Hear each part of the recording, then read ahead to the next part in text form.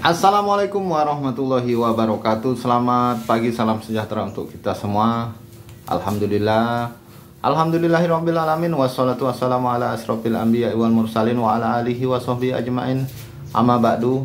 Puji dan syukur kita panjatkan kehadirat Allah Subhanahu wa taala, Tuhan yang Maha Esa, yang senantiasa melimpahkan nikmatnya sehingga kita bisa beraktivitas di pagi hari yang cerah ini, hari Senin tanggal 10 April 2023. Kembali lagi dengan channel YouTube Sawit dan info harga sawit, harga minyak sawit, juga berita sawit lainnya. Pertama, untuk harga minyak sawit terupdate, harga CPO di KPBN Rp12.203 per kilogram. Rp12.203 per kilogram. Masih tetap di harga 12.000 ya. Kemudian untuk berita sawit lainnya, direksi dan komisaris di 50 perusahaan kelapa sawit umumnya berlatar belakang birokrat.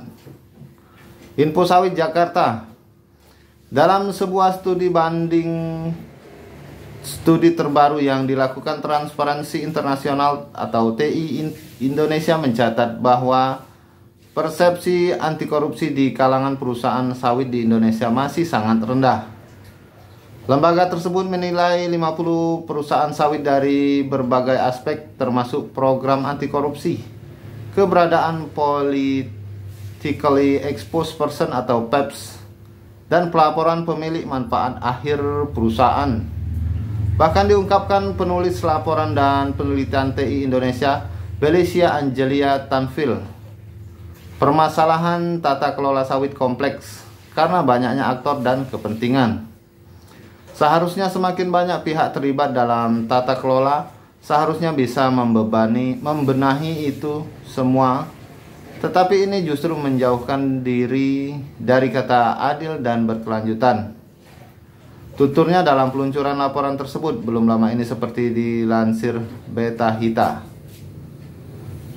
Hal ini ditunjukkan dengan adanya temuan banyak politically exposed person atau PEPS dalam jajaran direksi dan komisaris perusahaan sawit di Indonesia. Dalam penelitian tersebut, orang-orang ini didefinisikan sebagai yang pernah terpapar atau pernah memegang wewenang atau memiliki pengaruh besar dan atau masih memegang jabatan khususnya di perusahaan sawit.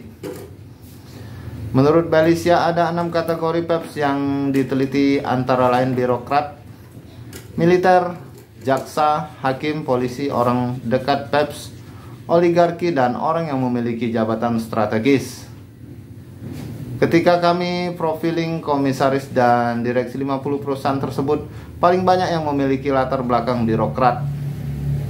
Biasanya ex-staf khusus menteri, pegawai negeri sipil, atau mantan menteri. Misalnya Bungaran Saragih Garingging, mantan menteri pada zaman Presiden Megawati, sekarang jadi komisaris di perusahaan sawit, kata Felicia.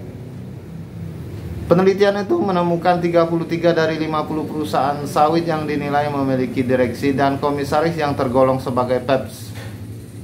Totalnya sebanyak 80 orang dengan rincian 19 orang birokrat, 7 oligarki, 15 orang dekat PEPS, 13 aparat penegak hukum, 7 militer, dan 19 orang dengan jabatan strategis. Jumlah ini sangat banyak. Memang ini tidak selalu berkonotasi negatif, tapi sangat diperlukan pengawasan ekstra, mengingat mereka erat hubungannya dengan konflik kepentingan dan pengaruh, tandas Felicia.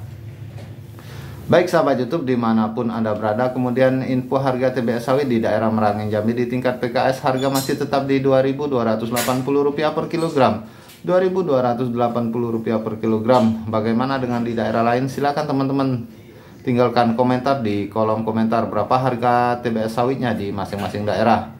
Demikian dulu info sawit dari Sawit Dan kali ini mengenai harga sawit, harga minyak sawit, juga info sawit lainnya. Mohon maaf jika ada salah kata atau salah ucap. Jangan lupa dukung channel ini dengan cara subscribe bagi yang belum, like dan share, agar kita terus dapat menginfokan mengenai harga sawit, harga minyak sawit, juga info-info sawit lainnya. Saya akhiri, wabillahi taufik wal hidayah. Wassalamualaikum warahmatullahi wabarakatuh.